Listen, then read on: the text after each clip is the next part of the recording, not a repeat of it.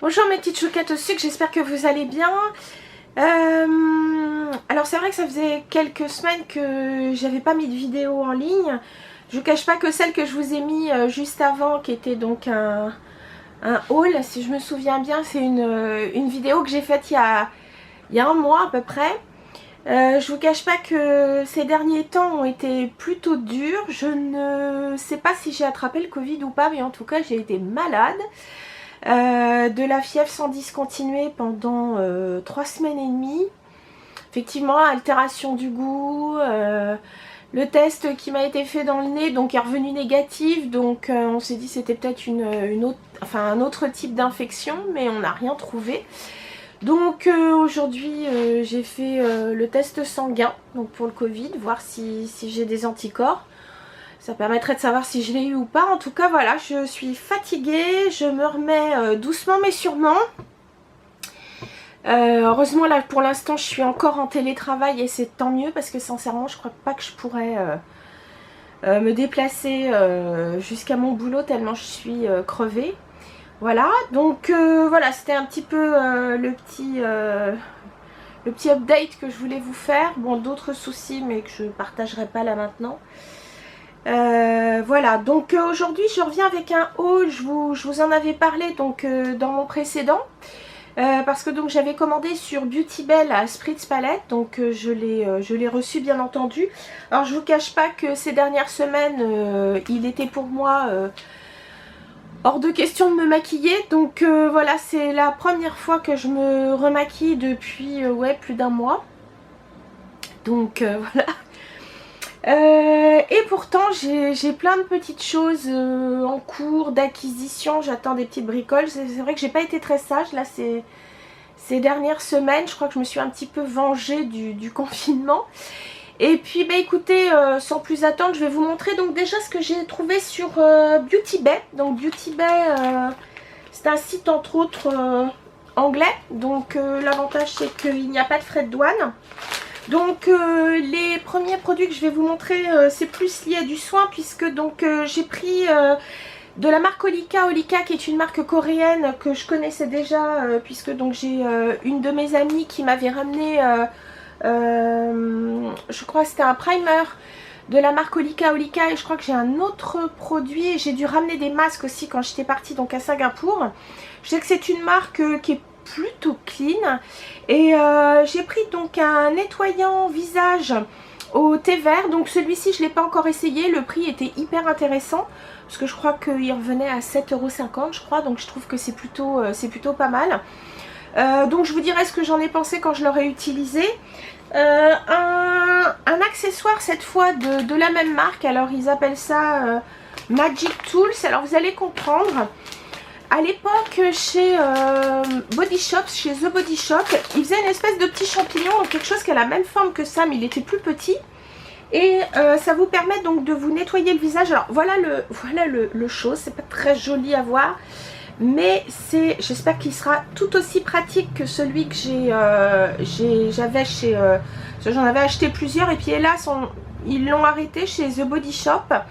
Donc c'est une forme de champignon. Vous mettez votre gel nettoyant et donc vous faites mousser, vous passez sur le visage donc cet accessoire. Ça permet donc, outre de... Alors eux ils ont mis des petites mousses à l'intérieur, alors que chez The Body Shop c'était uniquement la résine, donc ici tressée, et puis c'était un peu plus petit, et puis le champignon était resserré ici, enfin bon bref.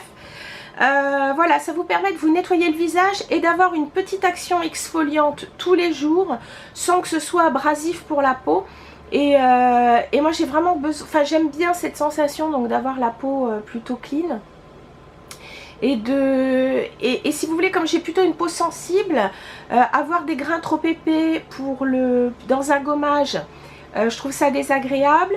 Je ne raffole pas des gommages, comment dire, moi je préfère les gommages mécaniques, parce que les gommages par exemple aux acides de fruits etc, j'ai une peau qui est trop sensible pour les supporter. Donc bref, voilà, je me suis dit que ça pourrait être une alternative à mes gommages donc avec des grains. Voilà. Ensuite j'ai pris un fard unique cette fois, enfin un single, et qui est donc en format recharge. de chez Color Rain. Il est plutôt, comment dire, vous allez voir, il est plutôt duochrome, j'ai bien aimé. Autant la palette que j'avais achetée, j'étais un peu déçue des couleurs, enfin c'est pas qu'elles ne sont pas bien, mais je trouvais la palette assez foncée. Autant celui-ci, je suis très contente parce que vous voyez, bon, il paraît assez clair. Alors, j'ai pas mis de lumière artificielle et je suis à la lumière du jour et aujourd'hui il fait plutôt gris. Mais voilà le fard. La texture par contre est super, super crémeuse, super agréable à utiliser. Et c'est un, regardez, c'est un, enfin, il est légèrement duochrome. C'est un fard qui est vraiment très joli. Il a des petits reflets. Il est vraiment très joli et la texture est une merveille. Donc ce fard va rejoindre donc ma collection des fards depuis le mauve très clair jusqu'au violet foncé. Et puis donc voilà la petite nouvelle dans ma collection Viseart. Il s'agit donc de la Spritz Palette. Alors c'est vrai que je ne suis pas je suis pas la plus grande fan des teintes chaudes. Je préfère, c'est vrai, enfin mon goût me porte plus naturellement vers des teintes froides, mais je trouve quand même que les teintes chaudes ça peut être vraiment joli. Et j'ai adoré cette palette tout simplement parce que outre quelques teintes chaudes, ce sont surtout des teintes neutres qu'il y a, mais extrêmement lumineuses. Alors le packaging est plutôt sympa, vous avez donc les petites bulles qui rappellent donc le spritz, donc cet apéritif très très à la mode. Voici donc l'objet du désir. Voici. Alors c'est vrai que vous avez, on va dire, quelques teintes chaudes puisque donc vous avez effectivement un or légèrement orangé. Vous avez donc ce brun moyen qui est plutôt chaud. Vous avez comment dire, même ce beige est quand même relativement chaud. En revanche, et puis bien sûr les corails que vous voyez donc ici, là et là. Mais ce que je trouve plutôt bien, si vous voulez, c'est que vous avez quand même, moi je trouve que ici, même si même si celui-ci est un peu plus chaud, je trouve que c'est plutôt neutre ici. Vous avez deux fards qui sont un peu plus froids ici. Et puis alors cette espèce de, je dirais, de brun un peu rouille qui est très très joli et qui va donner donc, je trouve, de la profondeur au maquillage. C'est un mat qui est sublimissime, qui se travaille extrêmement bien. Bien sûr, donc je vais vous montrer les fards qui font donc sa notoriété, donc ces couleurs légèrement, enfin pas légèrement d'ailleurs, qui sont plutôt orangées. Donc ça pareil, c'est un mat qui est très très joli. Et moi je dis qui ne suis pas très couleur chaude, j'ai trouvé que ces couleurs là étaient, je dirais, très regardez cette espèce d'orange, enfin de corail orangé, cette couleur presque, pardon, celle-ci là, ici, qui est presque crevette rose. Je trouve ça vraiment très sympa parce que ça fait vraiment un pop de couleur. Et donc vous pouvez avoir un maquillage plutôt neutre avec ces pops de couleurs, tout comme la palette chouchou. Alors c'est vrai que d'ailleurs pour la palette chouchou, je sais que j'ai eu une question, enfin une personne qui me disait oui, j'ai vu des revues pas toujours positives qui disaient que ouais, les fards étaient chuteux, etc. Alors personnellement je les trouve pas plus chuteux et même moins chuteux que par exemple des Natasha Denona. Déjà je les trouve très faciles à travailler. Donc la personne qui me dit ouais c'est pas facile à travailler, je sais pas comment elle se débrouille, parce que les fards Viseart franchement sont plutôt faciles à travailler. Alors c'est vrai, très pigmenté, et c'est ce que je vous disais déjà précédemment, si on souhaite réussir son maquillage, surtout avec des fards pigmentés, on peut pas y aller en mettant tout de suite la dose sur le pinceau et en y allant, allez hop, et on se dit je vais estomper, c'est pas grave, hein. Non, c'est, si vous voulez que le maquillage d'abord soit équilibré et à la limite c'est vous qui modulez votre intensité, non, je vous conseille d'y aller toujours par petites touches, ou en tout cas de prélever peu de produits appliquer, estomper et on recommence. Ça fera toujours un maquillage plus équilibré, plus joli, et on risque effectivement beaucoup moins les chutes. Et puis plus plus les fards vont être pigmentés, plus effectivement les risques de chute sont accrus et surtout les risques de taches. Donc surtout si vous avez déjà fait votre teint. Donc personnellement je partage pas du tout l'avis de dire oui, moi je trouve que moi les fards Viseart justement je les trouve pour cette pigmentation de qualité, etc. Je trouve que le prix d'abord est justifié. Je les trouve pas si cher que ça par rapport, je vous dis, à des palettes comme celle de Natasha Denona.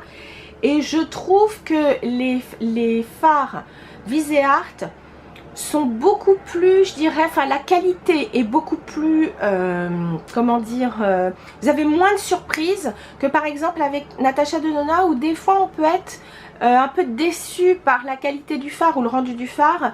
Chez Viseart, j'ai vraiment jamais eu pour l'instant de déception quant à l'intensité d'un fard, son rendu, etc., sa texture. Donc voilà, c'est une question de goût.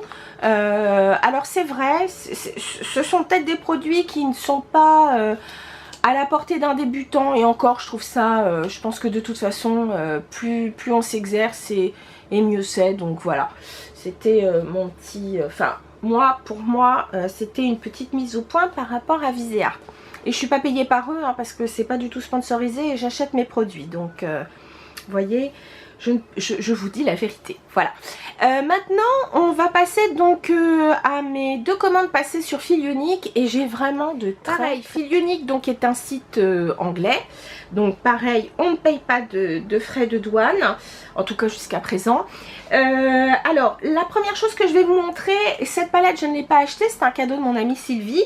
Elle sait que j'adore le maquillage et elle partage ma passion tout comme moi. Donc ma petite Sylvie, si tu regardes cette vidéo, mais je sais que ça sera le cas, je t'embrasse très fort.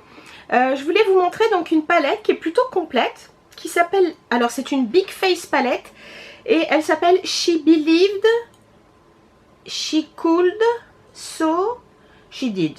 Voilà, voilà, c'est écrit voilà, plutôt de façon holographique.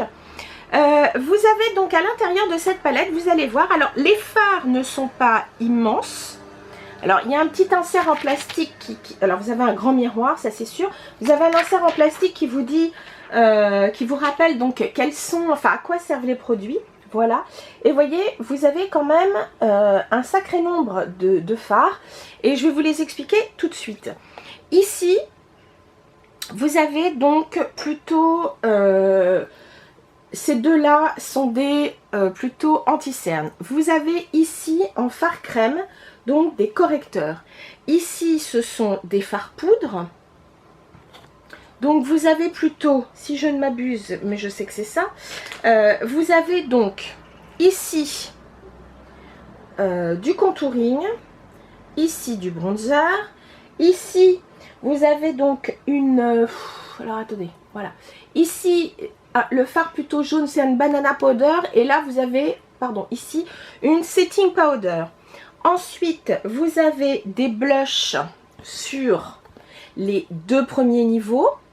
Vous avez ici donc eux ce qu'ils appellent des néon strobing, donc quelque chose qui va être un petit peu plus, d'ailleurs on voit il y a des couleurs assez flashy mais qui sont plutôt pas mal. Et ici vous avez eux ce qu'ils appellent les highlighters, et vous en avez, je dirais, pour peau claire à médium. Pour les peaux mates, enfin peut-être celui-ci ne serait pas trop mal. Voilà, je trouve que c'est une palette qui est plutôt sympa. Elle est, vous voyez, elle est très fine, donc ça peut être emmené dans un sac de voyage lorsqu'on part en vacances, et là vous avez tout sur place. Je trouve que c'est impeccable quand comment dire, on a par exemple si on a envie de filer un coup de main aux copines, de maquiller les copines, bah il y a de quoi faire. Et puis pour soi aussi, c'est une chouette palette.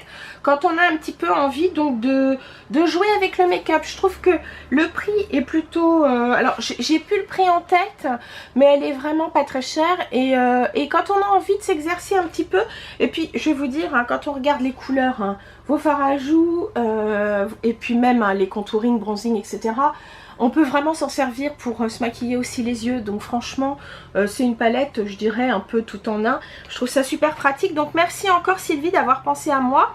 Et puis vraiment, voilà, je trouve que c'est plutôt bien, je trouve, comme palette. Là, je vais vous parler d'une palette pour le visage. Alors là, qui n'est pas du tout dans les mêmes prix. Puisque là, il s'agit donc d'une... alors, moi sincèrement je l'ai prise parce que c'est vrai que j'ai un peu craqué, je me suis un peu laissée tenter par le coup de cœur de Michelle Wang, donc que je regarde assez souvent, enfin je regarde d'ailleurs toutes ses vidéos qui sont plutôt pas mal. Et puis bon, ses avis sont plutôt éclairés.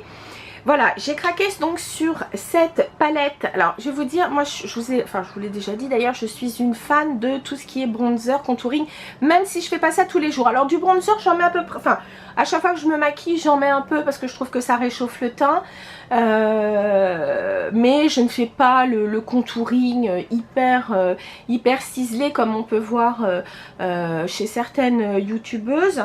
Moi je préfère des choses un petit peu plus naturelles, on va dire, ou si je dois faire du contouring, je fais ça vraiment pour une soirée, etc. Mais j'ai vraiment craqué donc sur cette palette qui s'appelle Sculpting and Contour de Scott Barnes. Scott Barnes, si vous ne savez pas qui c'est un maquilleur pro basé aux États-Unis. Et cette palette, je l'ai trouvée vraiment magnifique. Tous les fards sont mat. Mais la texture c'est une pure merveille. Alors vous allez vous dire, oh là là là là, les fards sont foncés. Alors certes, il y a des fards, par exemple comme celui-ci, le Sculpt, dont je ne me servirai pas sur moi parce que très foncé. En revanche, je m'en servirai comme fard à paupières. Mais j'ai trouvé, si vous voulez, que en termes de couleurs, vous aviez tout sous la main. Donc je pense que quand on est maquilleur, c'est une palette pardon, qui peut être parfaite parce que vous avez donc vraiment pour des peaux claires, alors pas très claires parce que franchement c'est quand même assez foncé. En revanche pour des peaux on va dire light et non pas fair, mais light à dark, je pense qu'il y a de quoi faire. Et vous avez donc des teintes plutôt neutres comme celui-ci dont je me suis servie. Vous avez donc des teintes plutôt neutres comme ces deux là, et puis vous avez des teintes plus chaudes hein, comme celle-ci bien sûr ou celle-là.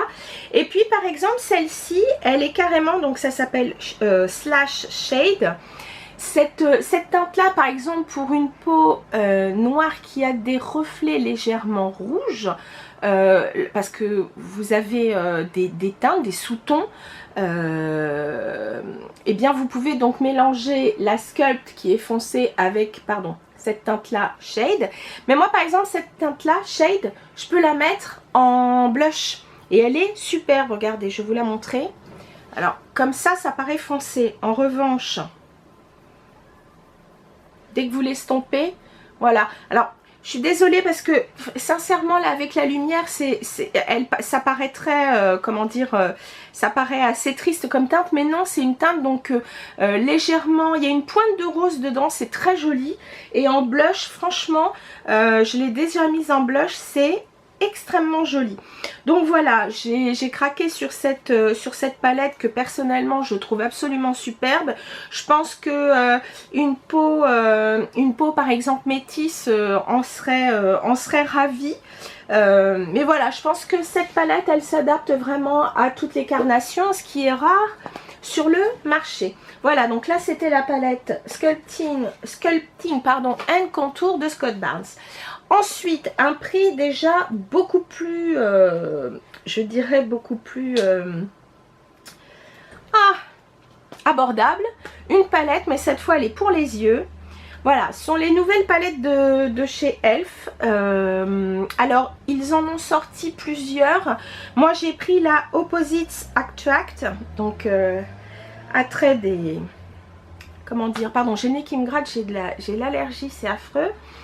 Voilà, moi j'ai beaucoup aimé cette palette parce que vous avez quelques teintes chaudes, c'est vrai, mais qui ne sont pas non plus folles, comme cet orangé ici, ce jaune un peu moutarde, ou ce saumon assez clair. En revanche, le reste est plutôt froid ou neutre. Et alors, je vous cache pas que je ne l'ai pas encore testé, j'ai seulement swatché des fards. Mais j'ai vu pas mal de revues dessus et beaucoup disaient que franchement ces palettes, donc les palettes qu'ils ont sorties, je crois qu'elles sont au nombre de 3 avec ce type de qualité. Ils disaient que vraiment donc Elf avait fait vraiment un effort par rapport à la qualité des fards, c'est-à-dire que la qualité des fards était plutôt homogène. C'est vrai que chez Elf on peut tomber sur des pépites dans une palette et puis vous avez des fards bof, soit qui n'ont pas assez de pigments ou ils sont, comment dire, la teinte elle n'est pas comment dire homogène non plus, enfin quand vous swatchez c'est pas homogène du tout.